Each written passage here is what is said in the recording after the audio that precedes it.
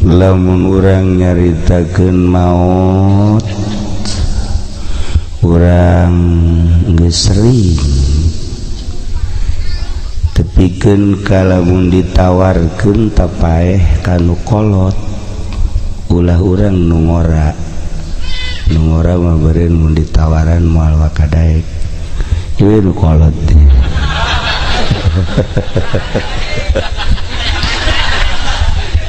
ya kira-kira jamereunna mah geus kadaluarsa ngaji kira-kira lamun maot isuk daek can daek keneh bae ya Allah padahal mah di pangsenang-senangna maot lantaran geus teu aktivitas teu kudu digawe teu kudu tani bahkan teu kudu salat teu kudu puasa jadi sakumaha tadi cek aspuri atuh geus bae zaman tabnu adam in qata'a selesai mantap nikmat maut eta geunaheun maut prek segala rupa prek jadi tinggal orang menikmati hasil amal orang eta si sok dicaritakeun bahwa di jero kubur teh cenah sepi di jero kubur teh cenah poek di jero kubur teh cenah sempit bohong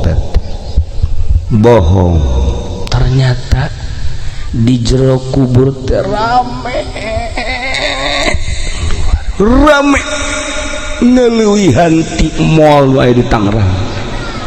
rame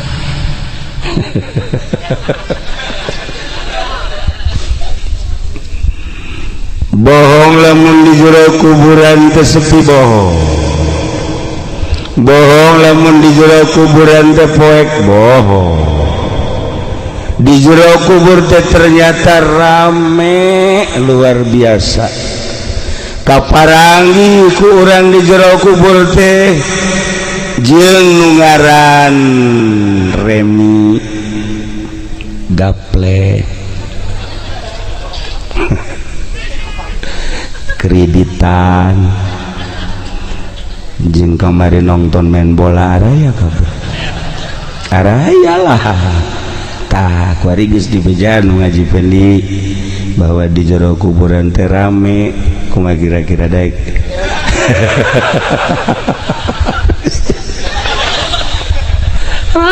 Masya Allah lamun urang lembur mah urang lembur nutu masantren teu ngaji ditawaran maot embung teh wajar lantaran nu bakal ka kubur teh babaturan manehanana nu karitu panahi urang mah mun maot kapanggih jeung kitab jeung salat hajat jeung salat tahajud masuk tahajud dengan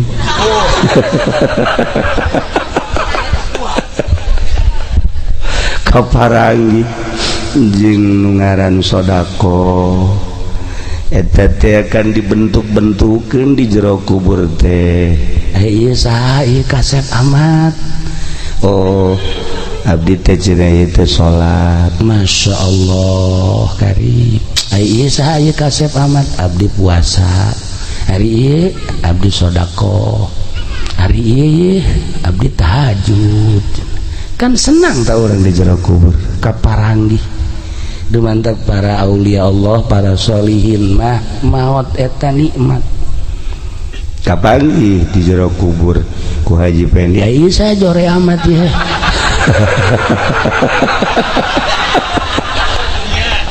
oh iya abdi mah sok lamun jualan karung dioplos ieu nu jore ieu bohong nu ieu menipu ieu nu ieu tah ieu mah nyedekeun si Mbak araya kabeh bakal kaparangi di jero kubur ternyata rame Masya Allah ramekeun jero kubur kurang supaya orang betah di jero kubur ramekeun ti ayeuna jang batur-batur urang lamun urang datang ka jero kubur tilu nu milu nu dua balik nu hiji makan milu bae amal urang timimiti di jero kubur milu ngabarengan urang moal pisah kajin kukumaha terus we ngabarengan nu paling bahaya engke ketika dibahas urang kan iman ka Allah iman ka Kangjeng Rasulullah Muhammad sallallahu alaihi wasallam cek Kangjeng Nabi teh pan aya yaumil akhir teh hartina poe terakhir nu mantap disebut poe terakhir la laila ba'dahu eueuh peuting ka ditu mah beurang bae geus eueuh poe Sabtu jang gajian jeegle na geus eueuh sia masalah setik mah tu wajar we eueuh sepotek eueuh cinglu geus tinggal poe we ka ditu eueuh peuting disebut yaumil akhir urang percaya ka Kangjeng percaya ka yaumil akhir nah iya ketika kiamat engke dihudangkeun deui ba'ats ngaranna digiring urang ka mahsyar ketika Kangjeng ditaros ya Rasulullah tepatna mahsyar di mana cek Kangjeng Rasul di Yerusalem Masjidil Aqsa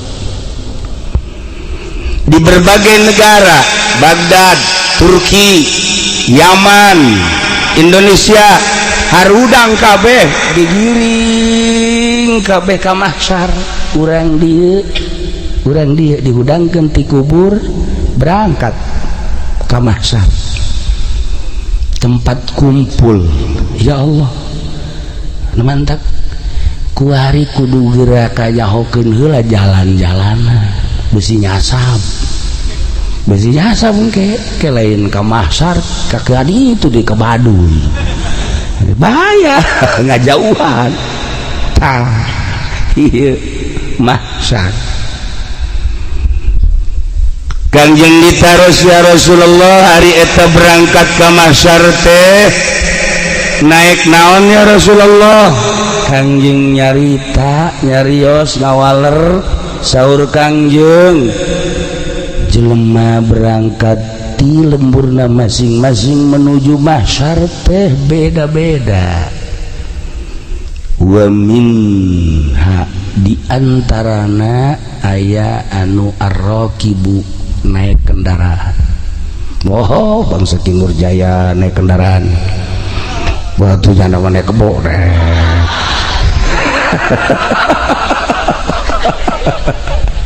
kabeneran kebona meulina kurang beres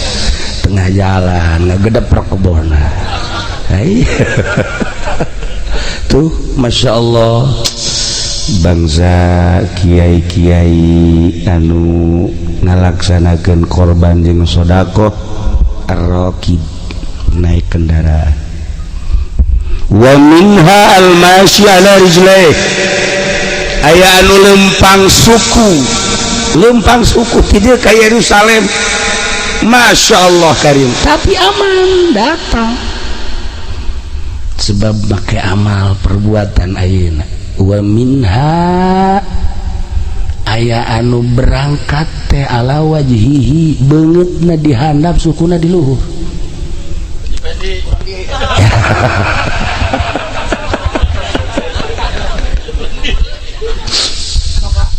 coba bayangkan ke orang suku di luhur banget dihandap ya karim Masya Allah